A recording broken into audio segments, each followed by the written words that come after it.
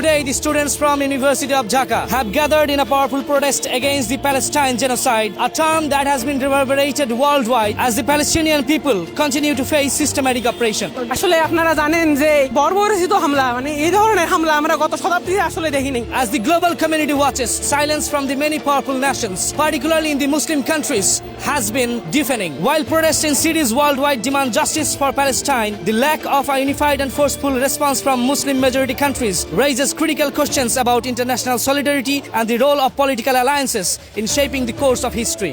আমরা পারতেছি না, আমরা নিজের অবস্থান থেকে আরব বিশ্বের মতো বড় দেশগুলো যেখানে চুপচাপ আছে এমন একটা পরিস্থিতিতে আমি মনে করি না যে ইসরায়েল শান্তিপূর্ণভাবে কোনো কথা শুনবে।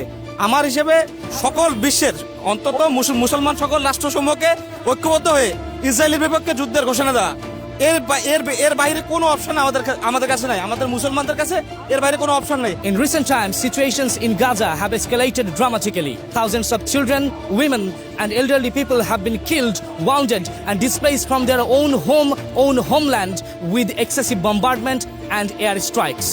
অন্যান্য বিশ্ব মুসলিম তারা নিশ্চুপ এবং নীরব ভূমিকা পালন করছে। আসলে এটা মুসলিম হিসেবে আমাদের জন্য অত্যন্ত দুঃখজনক একটা বিষয়। এটা তো ভাই ধর্মীয় কোনো ইস্যু না, প্রথমত কথা হচ্ছে এটা একটা মানবতার বিষয়। International calls for a ceasefire have intensified, but broker to peace have been unsuccessful and denied, betrayed by the Zionists.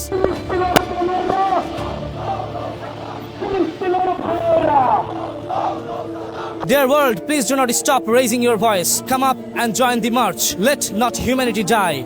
Free Palestine.